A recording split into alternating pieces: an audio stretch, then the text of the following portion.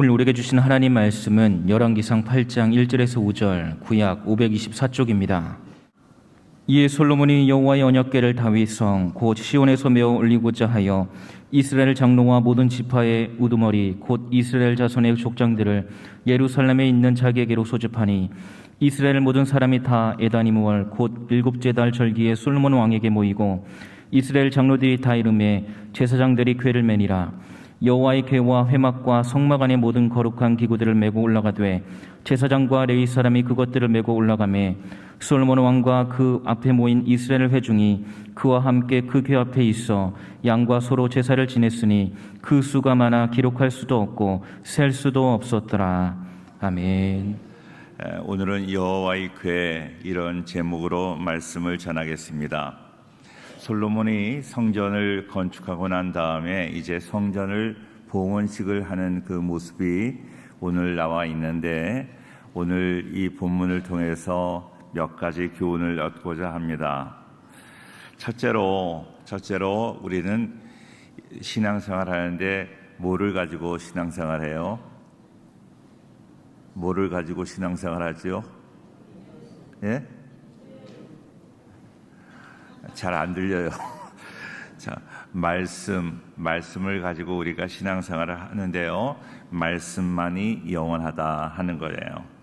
오늘 1절 말씀 한번 보겠습니다. 1절 다 같이 읽어요. 다 같이 시작. 이에 솔로몬이 여호와의 언약궤를 다윗성 곧 시온에서 메어 올리고자 하여 이스라엘 장로와 모든 지파의 우두머리 곧 이스라엘 자손의 족장들을 예루살렘에 있는 자기에게로 소집하니.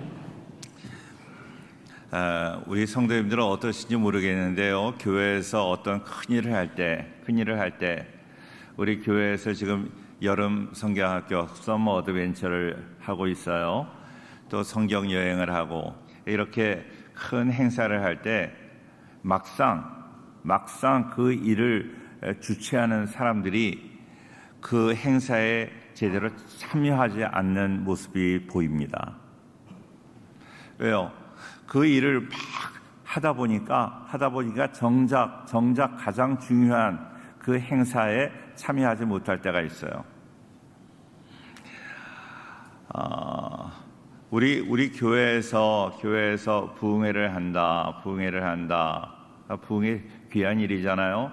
그런데 그 부흥회 막 준비하다 보면 목사님들이 그 부흥회를 제대로 참여하지 못하고, 부흥회에 참석한다고 그래도 막 준비하는데 너무나 신경 쓰다 보니까 부흥회 시간에, 말씀 전하는 시간에 졸고 앉아 있고 이럴 때가 있다는 거예요.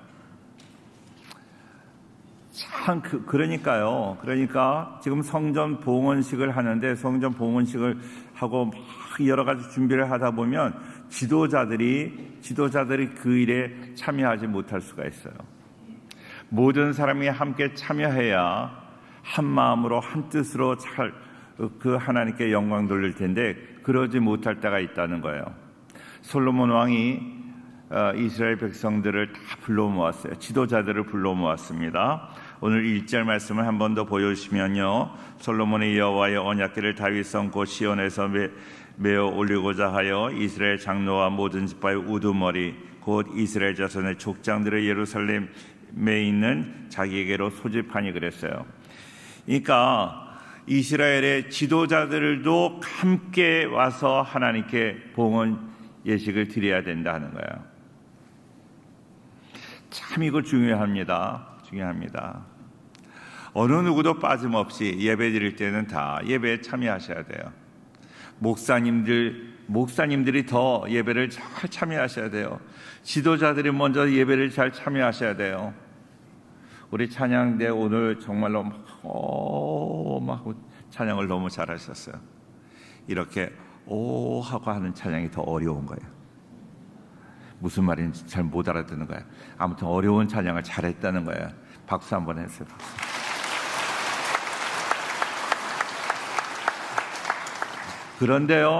그런데 찬양대 요 뒤에 이렇게 출입문이 있어요. 이 출입문이 찬양대 올라오기 너무 편한 거예요. 그런데 살짝 내려가기도 너무 편한 거예요.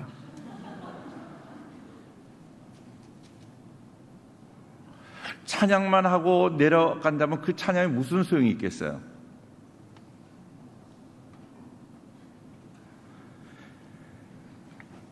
귀 있는 자는 들을지어다. 그런 분들 많이 봐요. 마음이 아파요. 오늘 이 본문이 나오기를 제가 20년 동안 기다렸어. 우리가 예배를 제대로 드려야죠. 일하는 사람이 예배 제대로 드려야 돼요.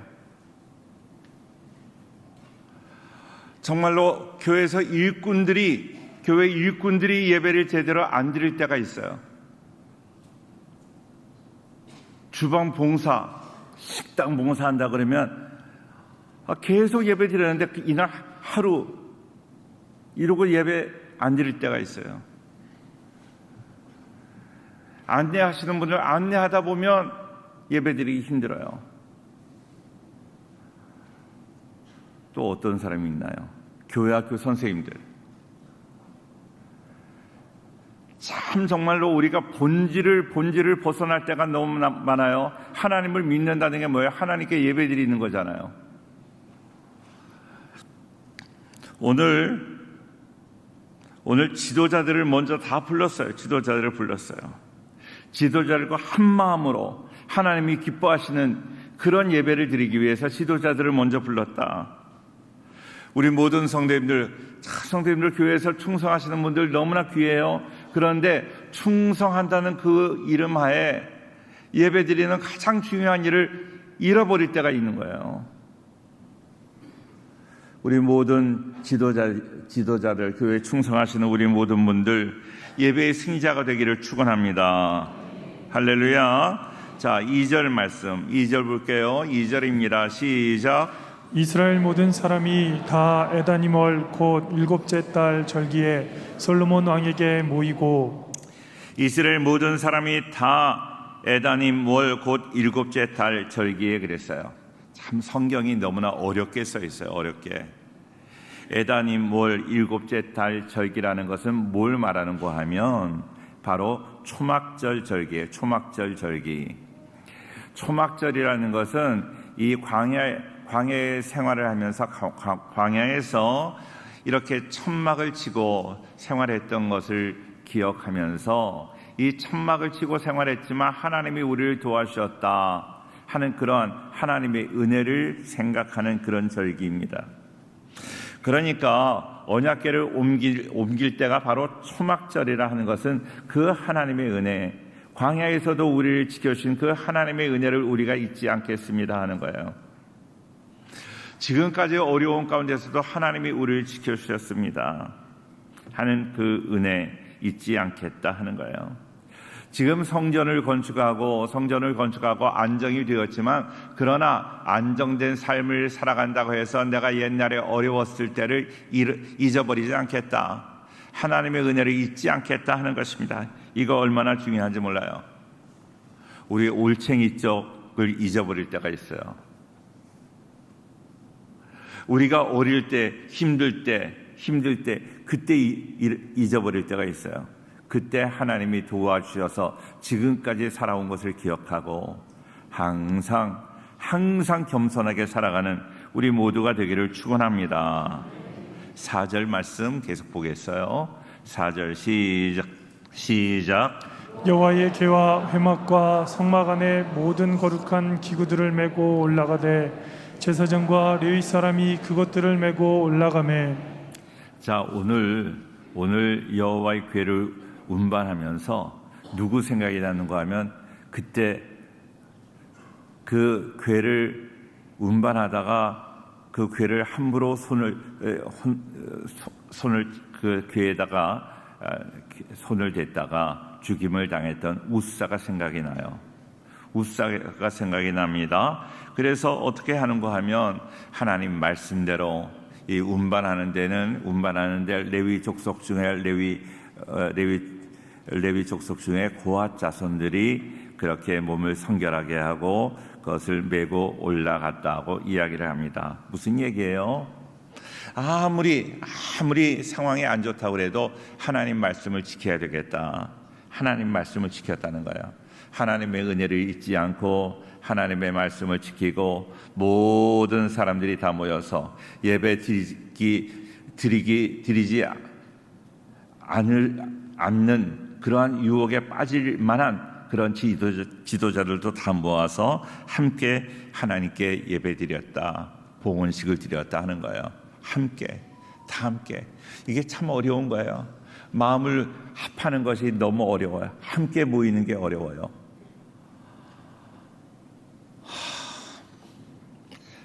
이렇게 목회를 하면서요, 우리 주일을 지나고 주일에 안 나오신 분들 이렇게 연락을 하면 이런 저런 사정들이 다 있어요. 우리 모든 성도들이 한꺼번에 나오기가 너무 어려운 거예요. 그런데 이번에는 다 모여서 하나님 말씀을 지키고 또 감사하는 마음으로 그렇게 지금 예배를 드리고 있습니다. 하나님의 말씀을 잘 지켜요. 모든 것을 다 지금 온전하게 하나님께 예배 드리고 있는 그런 상태입니다. 자, 그런 가운데 9절이에요. 9절 말씀을 보겠습니다. 시작. 그 궤 안에는 두 돌판 외에 아무것도 없으니 이것은 이스라엘 자손이 애굽 땅에서 나온 후 여호와께서 저희와 언약을 맺으실 때에 모세가 호렙에서 그 안에 넣은 것이더라. 오늘 이 9절 말씀 읽으면서 좀 이상하다고 생각 안 드세요? 원래 법궤, 언약궤 안에는 세 가지가 있어요. 세 가지가 있어요. 그런데 오늘 말씀을 보니까 두 돌판 외에는 아무것도 없다고 말씀하고 있습니다. 원래는 만나 담은 항아리, 또 아론의 쌍난 지팡이도 함께 있습니다. 그런데 솔로몬이 성전을 완공하고 언약궤를 성전에 안치할 때는 두 돌판밖에 없다는 거예요. 두 돌판은 말씀을 상징하는 거예요. 원래는 그 언약궤 안에 있는 세 가지는 인간의 죄를 상징하는 그런 물건들이었어요. 만나 담은 만나를 생각할 때마다 만나가 맛있다 이렇게 생각이 들지 않고 먹을 것이 없어서 하나님을 원망하고 모세를 원망하다가 얻은 것이 바로 만나예요. 만나를 볼 때마다 우리가 하나님을 원망했지 그 생각 드는 거예요. 두 번째로 두 돌판, 십계명 돌판이에요. 십계명 돌판을 그 시내산에 올라간 모세가 하도 내려오지 않으니까 우상 숭배를 했어요. 금으로 송아지를 만들었어요. 그리고 우리 이 금송아지를 갖다가 이것이 우리를 애굽에서 인도해낸 신이라고 얘기를 하는 거예요. 그때 모세가 내려왔어요. 모세가 너무나 화가 나서 하나님이 그렇게 직접 써주신 그 돌판으로 그 금송아지를 깨뜨려 버렸습니다.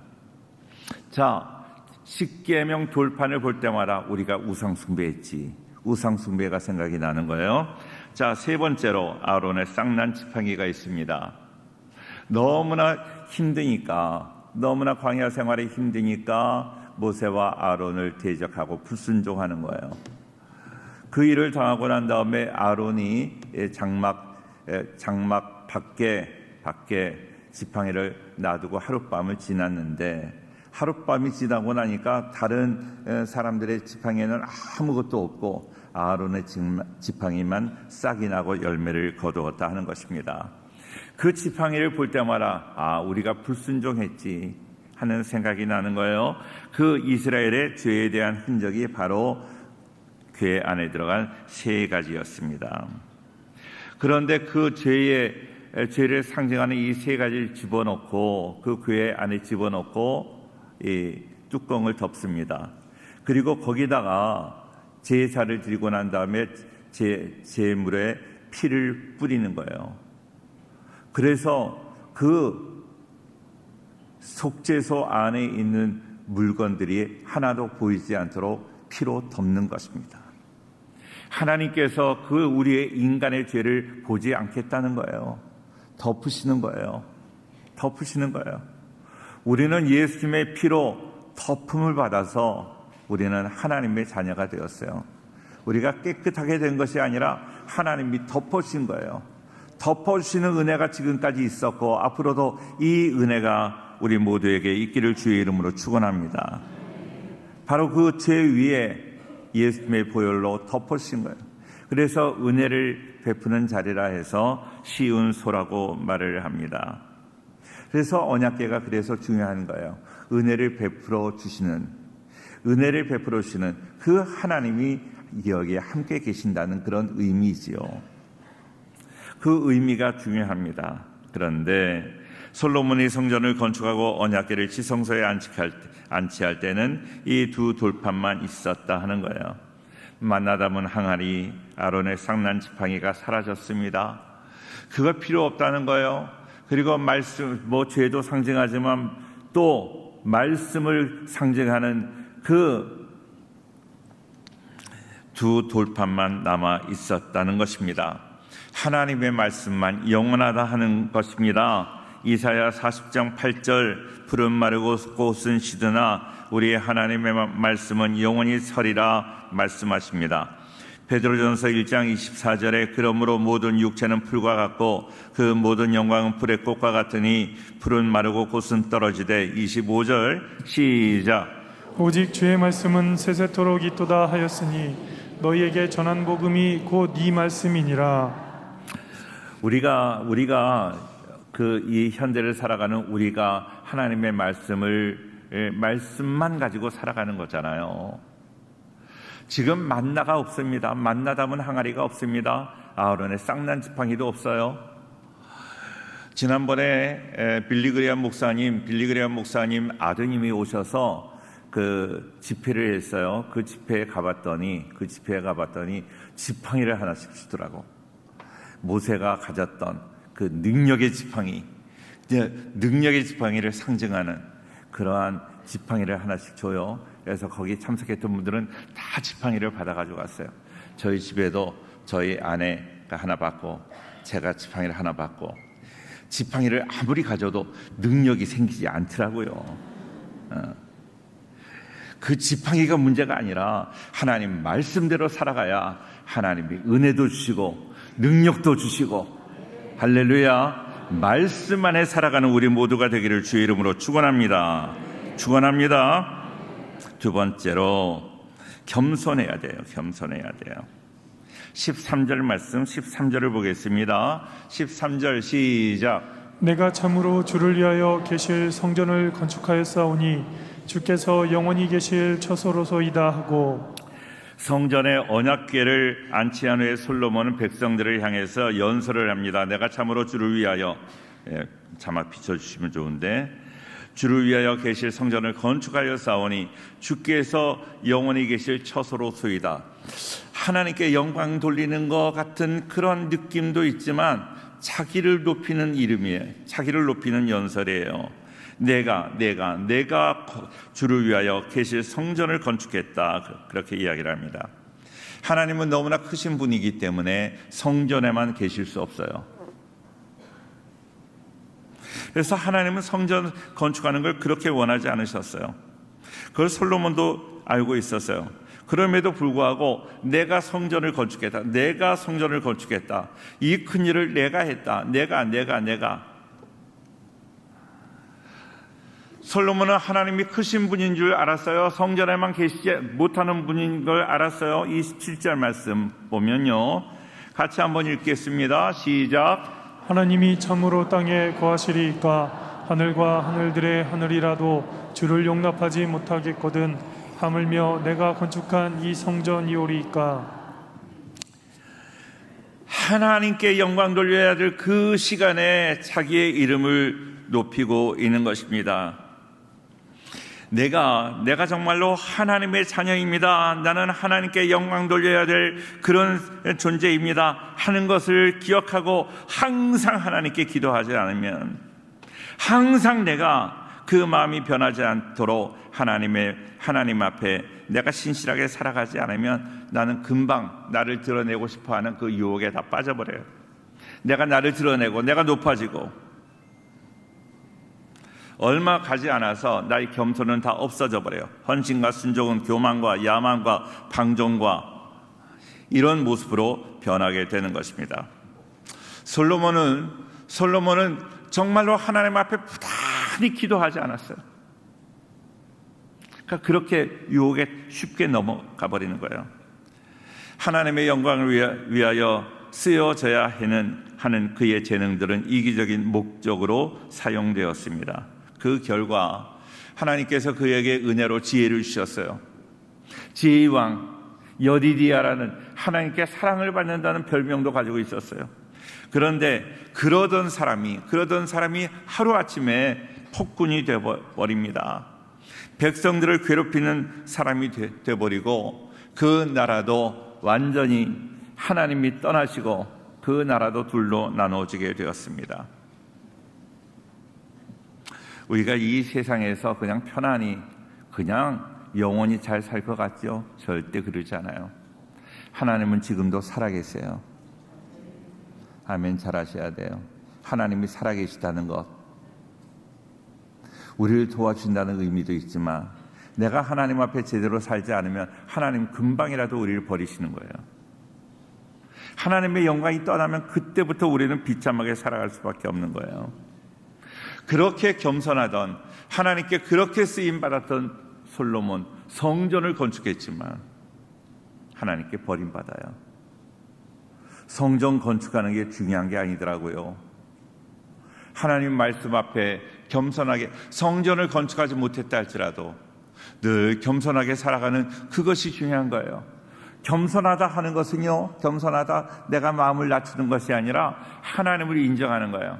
하나님을 인정하고 나는 하나님의 종입니다. 나는 하나님의 종으로 하나님을 기쁘시게 하며 살아가야 됩니다 하는 그 마음으로 살아가는 그런 겸손함이 우리 모두에게 함께하기를 주의 이름으로 축원합니다. 하나님을 위해서 뭐 특별한 것 하지 않아도 겸손하게 살면 하나님이 도와주시는 거예요. 세 번째로 깨끗하셔야 돼요. 4절 여호와의 궤와 회막과 성막 안에 모든 거룩한 기구들을 메고 올라가되 제사장과 레위 사람이 그것을 메고 올라가매 5절 같이 봐요. 시작. 솔로몬 왕과 그 앞에 모인 이스라엘 회중이 그와 함께 그 궤 앞에 있어 양과 소로 제사를 지냈으니 그 수가 많아 기록할 수도 없고 셀 수도 없었더라. 궤를 운반하는 그 고아 자손들은 다 몸도 목욕을 하고 깨끗하게 씻고 또 회개하고 그렇게 나왔을 거예요. 그런데 궤를 옮기면서 5절 말씀 한 번 더 보여주세요. 솔로몬 왕과 그 앞에 보인 이스라엘 회중이 그와 함께 그 궤 앞에 있어 양과 소로 제사를 지냈다 그래요. 그러니까 운반하는 그 가운데 또 내가 하나님께 뭘 잘못했을까? 또 다시 제사를 드렸다. 하나님 앞에 늘 회개했다. 회개하며 왜요? 오래전에 우사가 하나님의 궤를 운반하다가 죽임을 당했거든요. 이번에는 그런 어려움을 당하지 않기 위해서 조심하는 거예요. 어떻게 해야 되나? 어떻게 하는 것이 하나님 뜻에 맞는가 하고 조심했다 하는 거예요. 제가 저희 그 사무실에서 목양실에서 기도하고 말씀 준비하고 묵상하고 기도하고 그리고 나옵니다.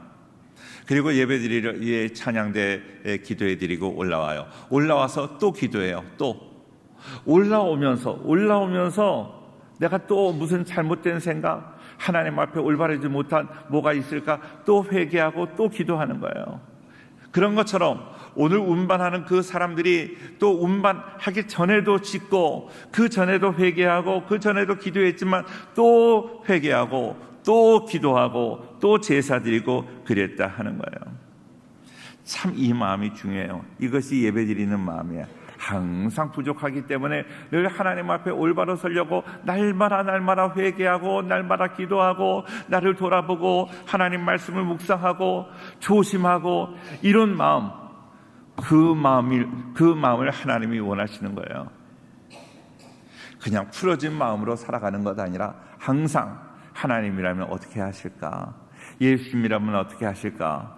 이 모습을 얼마나 기뻐하실까? 항상 그렇게 주님을 생각하며 살아가는 그 마음, 그 가운데 어떻게 하셨다고요?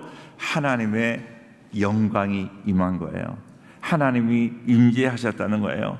10절 제사장이 성소에서 나올 때 구름이 성전에 가득하며 그랬어요. 11절 같이 보겠습니다. 시작. 제사장이 그 구름으로 말미암아 능히 서서 섬기지 못하였으니 이는 여호와의 영광이 여호와의 성전에 가득함이었더라. 그렇게 조심하고 그렇게 신실하게 살아가니까, 신실한 모습으로 나아가니까 하나님께서 그 마음을 귀하게 보시고 하나님이 역사하셨다 는 거예요. 우리는 연약해요. 인간은 부족해요. 인간은 부족하지만 그러나 하나님이 역사하실 수 있어요. 순간순간 우리는 완전할 수 없어요. 완전할 수 없는데 우리가 믿는 우리 성결교단, 우리 교회에서 믿는 그러한 어떤 신학적인 입장은 완전한 그리스도의 완전함을 우리가 본받을 수 있다고 말하는 거예요. 어떻게 우리가 완전할 수 있느냐? 우리는 부족하잖아요. 연약하잖아요. 날마다 넘어지잖아요. 날마다 죄짓잖아요. 그런데 완전하다고 가르치는 거예요, 신학교에서. 그래서 제가 여쭤봤어요. 교수님, 어떻게 우리가 완전할 수 있습니까? 그랬더니 그런 예를 드는 거예요. 학생, 1분에 몇 번 눈을 깜빡거리냐? 몇 번 깜빡거려요? 저는 마음이 약해서 눈을 더 많이 깜빡거려요. 1분에 얼마나 많이 깜빡거려요? 얼마나 많은 먼지가 들어오나요, 눈에? 그런데 눈을 계속 깜빡거리니까 눈이 깨끗하다는 거예요. 그것이 우리가 완전함을 지킬 수 있는 방법이다. 항상 하나님께 항상 기도하는 거예요. 항상 회개하는 거예요.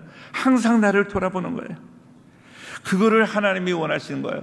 그렇게 살아가는 그 마음속에 하나님이 임재하시고 하나님의 영광이 임하게 될 줄로 믿습니다. 시편 15편에 보면 이런 말씀이 있어요.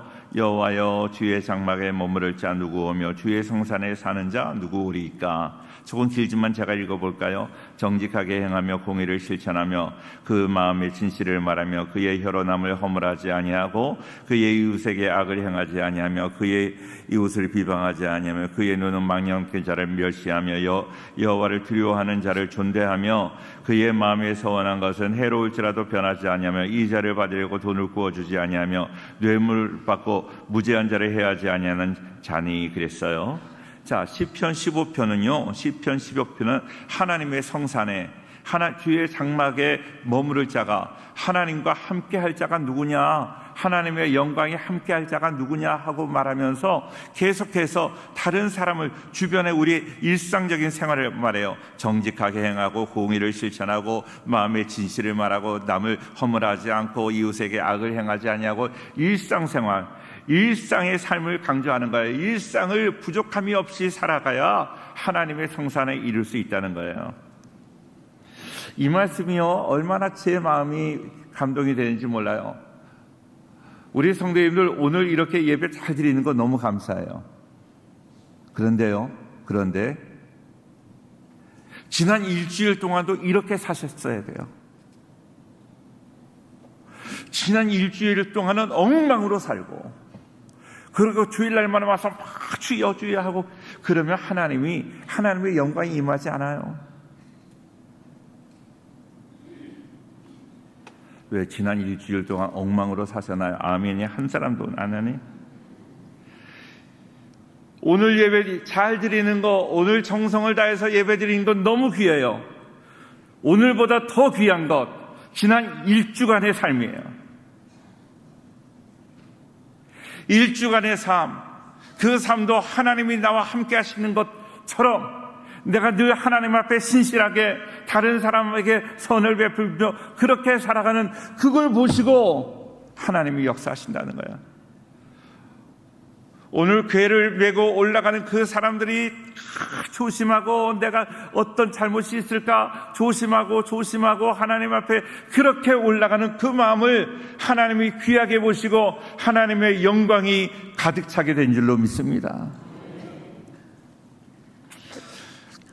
제가 한 10여 년 전에 중국에 가서 집회를 했어요.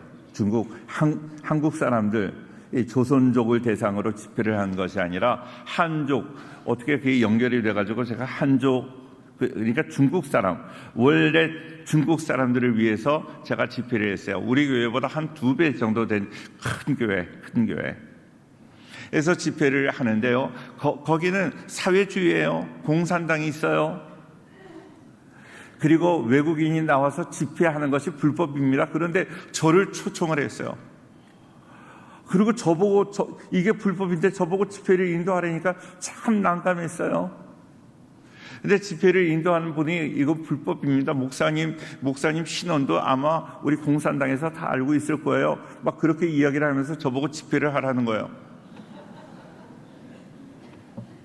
참. 근데 나는 못 모르고 갔다가 돌아올 수도 없고 이거 어떻게 해야 돼요? 그런데 방법이 있습니다. 그래요. 그래서 제가 그럼 도대체 방법이 무엇입니까? 그래서 공산당은 자기네가 불법이라고 했는데 공산당 무서워하지 않고 그냥 막 그렇게 집회하면 금방 잡혀간대요. 그리고 한국으로 목사님 돌아가지 못할 수도 있어요. 여기서 죽을 수도 있어요.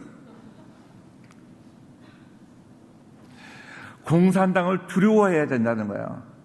공산당 앞에서 우리가 이게 불법이다 하고 두려워하고, 그러니까 본당이 이렇게 큰 본당이 있지만 본당에서 집회를 하지 말고 밑에 조그마한 방에서 하자는 거야.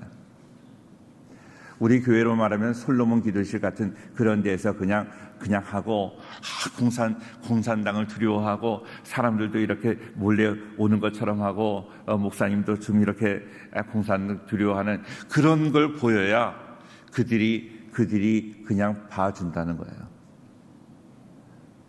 그래서 그렇게 집회를 하고 무사히 돌아왔어요. 저는 이게요 얼마나 중요한지 몰라요.